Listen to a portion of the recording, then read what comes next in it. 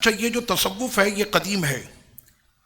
آقا کریم صلی اللہ علیہ وسلم نے بھی تصوف کی تعلیم دی ہے، جس کا میں ابھی آپ کے سامنے ذکر کروں گا، اور خود سرور کونین صلی اللہ علیہ وسلم نے تصوف پر عمل بھی کیا۔ اور تصوف کا صرف ایک جھلک جو میرے آقا علیہ الصلوۃ والتسلیم کی حیات طیبہ سے نظر آتی ہے وہ یہ ہے کہ آقا علیہ الصلوۃ والتسلیم نے اعلان نبوت سے قبل غار حرا میں اپنے رب کو یاد کیا، گوشہ نشینی اختیار کی، اور دنیا سے کنارہ کشی اختیار کرتے ہوئے غار حرا میں میرے آقا علیہ الصلوۃ والتسلیم نے وہاں پر اللہ کا ذکر کیا ہے۔ آقا علیہ الصلوۃ والتسلیم سے پہلے بھی جو ادیان اور مذاہب ماضی کے اندر گزرے ہیں ان کے اندر بھی یہ تصوف پایا جاتا تھا۔ اب میں آپ کو اس کی ایک مثال دیتا ہوں۔ ہندو یہ کہتے ہیں کہ ہمارے یہاں پر سوامی ہیں، نام سنا ہے آپ نے؟ سوامی، وہ اورنج کلر کے کپڑوں کے اندر ہوتے ہیں۔ وہ کہتے ہیں کہ یہ لوگ کہ جنہوں نے دنیا سے کنارہ کشی اختیار کی ہوئی ہے اور یہ سوامی ہیں اور ان کا دنیا سے کوئی تعلق نہیں ہوتا۔ مجھے نہیں پتا کہ سوامی کیا کرتا ہے، لیکن یہ کہا جاتا ہے کہ ہمارے ہندو مذہب کا یہ صوفی ہے۔ اسی طرح سے بدھسٹ کے اندر آپ آ جائیں، یہ تھائی لینڈ اور اس طرف کے جو علاقے ہیں، یا برما سے متصل جو علاقے، اور خود برما جہاں پر مسلمانوں کا بڑا بے دردی سے قتل عام بھی کسی وقت میں کیا گیا، اور ان لوگوں نے کیا جو کہ بدھسٹ مذہب کے صوفی کہلاتے تھے۔ قوم کو اصل میں یہ سمجھایا جاتا ہے کہ صوفی وہ ہوتا ہے کہ جو بے ضرر ہوتا، صوفی وہ ہوتا ہے کہ جو کنارہ کش ہوتا ہے دنیا سے، صوفی وہ ہوتا ہے کہ دنیا کی لذت سے اس کا کوئی تعلق نہیں ہوتا۔ تو اس کا نام صوفی انہوں نے رکھا ہے، اور میں اب آپ کے سامنے بتاؤں گا اور سامنے آپ کے رکھوں گا کہ اصل میں صوفی جو ہے وہ کہاں سے ہے، اور صوفی حقیقت میں ہوتا کون۔ ایک شخص وہ غیر مسلم ہے، نہ وہ توحید پر ایمان رکھتا ہے، نہ وہ رسالت پر ایمان رکھتا ہے، نہ دین اور اسلام سے اس کا تعلق ہے، تو ہرگز وہ صوفی ہو نہیں سکتا، چونکہ یہ اصطلاح جو تصوف اور صوفیت کی ہے اس کا بڑا گہرا تعلق ہے اسلام کے ساتھ۔ ایک مرتبہ ایک کلپ میں نے دیکھا، اس میں ایک لڑکا ہے، اس نے کان میں بالی، منہ پہ لالی، پھٹی ہوئی جینس، پھٹی ہوئی پینٹ وہ پہنا ہوا۔ اب اس سے پوچھا کہ آپ کیا کرتے ہیں، تو اس نے کہا کہ میں صوفی ہوں اور مجھے صوفیت سے بڑی محبت ہے، تو میں نے اپنا یہ حلیہ بنایا ہوا ہے۔ تو ایسے لوگ کہ جنہوں نے صوفیت کو بدنام کیا اور جن کی وجہ سے پورے جہاں کے اندر لوگوں نے تصوف اور صوفیہ پر انگلی اٹھائی، اس کی وجہ یہ ہے کہ کوئی ٹاٹ کا بورا پہن کے آ گیا، یا کسی نے نیلی، اورنج، پیلی اور قمیص کا رنگ جو ہے وہ بھڑکتا ہوا ٹاٹ کی بوریاں پہن لی، تو اس کا نام انہوں نے رکھا کہ تصوف۔ مونچھیں انہوں نے یہاں تک رکھی ہوئی ہیں، یعنی لب تو لب ہیں، وہ مونچھیں ان کی داڑھی سے مل گئی، اور داڑھی جو ہے ان کی ناف سے بھی نیچے پہنچی ہوئی ہے۔ بال انہوں نے کبھی زندگی میں کٹائے نہیں، شاید محسوس ہوتا ہے کہ کبھی وہ نہایا بھی نہیں۔ اس چیز کا نام بھی انہوں نے تصوف رکھا۔ غیر مسلموں کے اندر کچھ ایسے لوگ کہ جنہوں نے اپنے جسموں پر اذیت دی اور اپنے جسموں کو مارا، اپنے جسموں کو کاٹا، اور اس کا نام انہوں نے تصوف رکھا کہ یہ صوفیہ ہیں، کہ یہ دنیا کی لذتوں سے دور رہتے ہیں اور اپنے آپ کو ہمیشہ اذیت اور تکلیف میں مبتلا رکھتے ہیں، تو اس کا نام انہوں نے تصوف رکھا۔ اسلام کے علاوہ یہ مذہبوں کا میں نے آپ کے سامنے ذکر کیا۔ اب آئیے میں سب سے پہلے آپ کے سامنے قرآن کی آیتیں رکھتا ہوں کہ جس سے ہمیں صاف پتہ چل جائے گا کہ تصوف کی تعلیم ہے کیا۔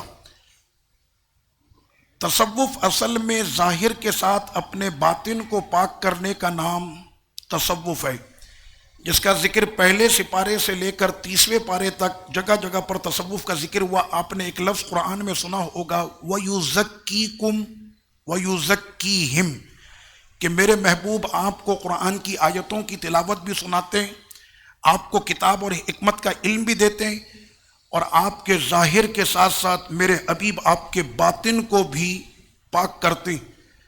مثال کے طور پر آقا کریم صلی اللہ تعالیٰ علیہ وسلم کی بارگاہ میں حضرت سیدنا ابو ہریرہ رضی اللہ تعالیٰ عنہ آ کر کہنے لگے کہ یا رسول اللہ صلی اللہ علیہ وسلم، میری والدہ ایمان نہیں لا رہی، ایک نظر فرما دیں۔ تو مرشد کامل کی نظر میں یہ تاثیر ہوتی ہے، اور یہاں پر میں بات کر رہا ہوں مرشد سے مراد رہنما، تو آقا کریم صلی اللہ تعالی علیہ وسلم نے اس وقت ہاتھ اٹھائے اور ادھر میرے سرکار کے ہاتھ اٹھے اور ادھر ان کی والدہ مشرف با اسلام ہو گئی کہ جو نظروں سے بھی اپنے مرید کی جو ہے وہ پاکی کر دیتا ہے، تو اس کو کہتے ہیں تزکیہ۔ صحابہ کرام علیہم رضوان آقا علیہ الصلوۃ والتسلیم کی بارگاہ میں آیا کرتے تھے اور آقا علیہ الصلوۃ والتسلیم انہیں تصوف کی تعلیم ارشاد فرماتے تھے۔ اس میں یہ ذہن میں رکھیے گا کہ تصوف کے لیے سب سے اہم چیز جو ہے وہ ہے صحبت، یعنی مرشد کامل کو تھام کر مرشد کامل کے ساتھ اپنی صحبت اور اپنے رشتے کو قائم کرنا، یہ سب سے اہم کام ہے تصوف میں۔ اب یہاں پر تصوف کی میں آپ کو وہ شرطیں بتاتا ہوں کہ جس کے بعد آپ کو پتہ چل جائے گا کہ اصل میں تصوف کی شرطیں وہ ہیں کیا۔ سنیں دل کے کانوں سے، صوفیہ فرماتے ہیں کہ تصوف کے 7 اصول ہیں، اور ان 7 اصولوں میں سب سے پہلا اصول اللہ کی کتاب پر مضبوطی کے ساتھ عمل کرنا اور آقا علیہ الصلوۃ والتسلیم کی سنتوں کا پابندی کے ساتھ پابند ہونا، یہ تصوف کا پہلا اصول ہے۔ اس ذکر کے آتے ہی وہ تمام لوگ باہر ہو گئے کہ جو اسلام میں داخل ہے ہی نہیں۔ تصوف کی پہلی سیڑھی کیا ہے؟ کتاب و سنت۔ اگر اس کے پاس کتاب و سنت کی تعلیم نہیں ہے اور وہ کتاب و سنت کو نہیں جانتا تو ہرگز وہ اپنے آپ کو صوفی نہیں کہہ سکتا۔ ایک مرتبہ پاکستان کے ایک شہر میں شیخ عبدالعزیز الخطیب، شہزادہ غوث پاک ڈاکٹر عبدالعزیز خطیب حسنی کے ساتھ میں ایک کانفرنس میں شامل ہوا، اور مجھے یہ بتایا گیا کہ عالمی صوفی کانفرنس ہے یہ، اور وہاں پر یہی میں نے دیکھا کہ جرمن سے اور پتہ نہیں کون کون سے ملکوں سے وہاں پہ صوفیہ آئے۔ اب جب میں نے ان صوفیہ کے معاملات دیکھے تو کہیں سے بھی محسوس نہیں ہوتا تھا کہ جناب کہنے نے بھائی یہ اپنے ملک کا صوفی ہے، لیکن صوفی ہونے کے لیے پہلی شرط یہ ہے کہ وہ ایمان والا ہوگا۔ صوفی کے لیے کتاب اور سنت کی جو تعلیم ہے اس پر مضبوطی کے ساتھ عمل پیرا ہوگا۔ صوفی کی تیسری تعلیم اور تیسرا اصول اکل الحلال، حلال کھانے والا ہوگا، حرام کھانے والا کبھی بھی صوفی نہیں بن سکتا۔ وکف الاذی، اس کے ہاتھوں سے کسی کو اذیت نہ پہنچے۔ واجتناب الآثام والتوبہ، اور ہمیشہ اس کی زبان پر توبہ رہے اور ہمیشہ اپنے گناہوں کی وہ بخشش کی دعا رب کریم سے وہ کرتا رہے۔ اور اس کی جو آخری تعلیم ہے وہ ہے ادا الحقوق، کہ اس پر جتنوں کے بھی حق ہیں وہ تمام کے حق ادا کرے گا۔ ماں کا حق، باپ کا حق، زوجہ کا حق، اولاد کا حق، پڑوس کا حق، جتنے بھی حقوق ہیں وہ سارے کے سارے ادا کرے گا۔ اب ایک ایسا شخص ہے کہ جس نے اپنے آپ کو میلا کر لیا، بدن پر ٹاٹ کا بورا پہن لیا، زندگی میں کبھی وہ نہایا نہیں، داڑھی اس نے اتنی طویل کر لی کہ دیکھ کر منظر عجیب سا لگتا، مونچھیں کبھی اس نے زندگی میں کاٹی نہیں، اور جسم کے غیر ضروری بال اس نے کبھی جو ہے وہ کاٹے نہیں، اور وہ اپنے آپ کو کہتا ہے وہ صوفی نہیں ہے۔ پہلی بات تو وہ نہایت ہی گندا اور غلیظ انسان ہے، اور جس کا اسلام سے کوئی تعلق نہیں تو وہ صوفی بھی نہیں ہو سکتا۔